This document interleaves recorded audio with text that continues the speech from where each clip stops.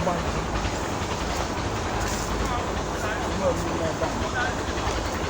Anyị na-eti ọkụ Igbo.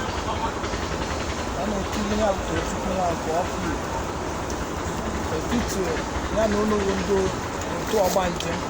Ndị Ogbanje Ukwu ka ndị Ukwa ka Achala. Ndị Ogbanje Ukwu Udara. Ese ọkụ Igbo ka anyị na-etinye. Aja ọ na-agba nke ọgbalụ na aja. Unu gọzie merie ego ọma obi n'obi. N'ọnya bụ o ji agbalụ na ese ọgbacha aja ka n'obi chịrị. Ihe ọma ọ na-awepụ.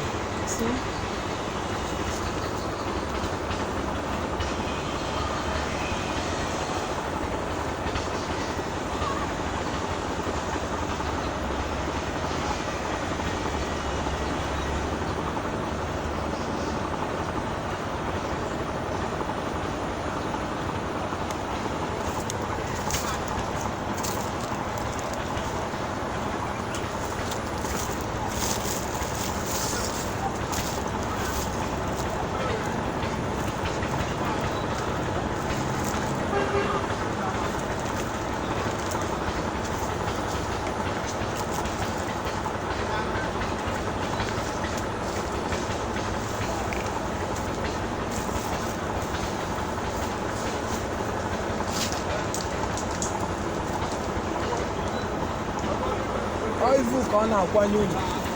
Anyị si na ụlọ ahịa aza na-agbụ ya ụgwọ.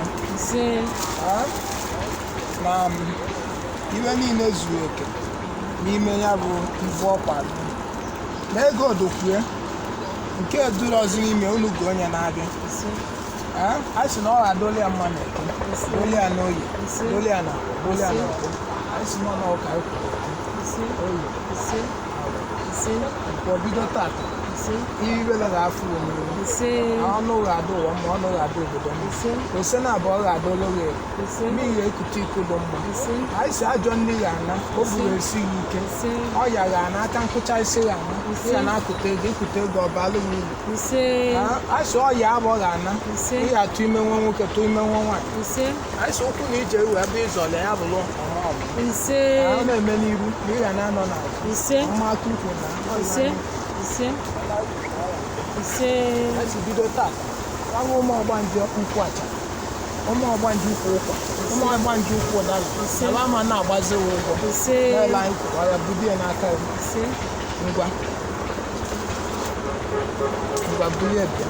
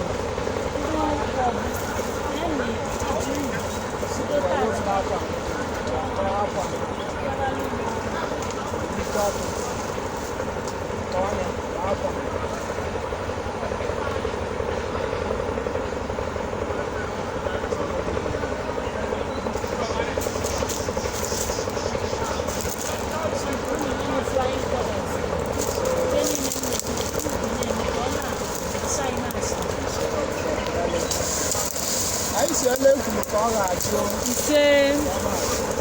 ọ ga-adị Uleke ọ ga-adị ya n'oyi onye ahụ etinye isi n'isi ọ bụ ka anyị tupu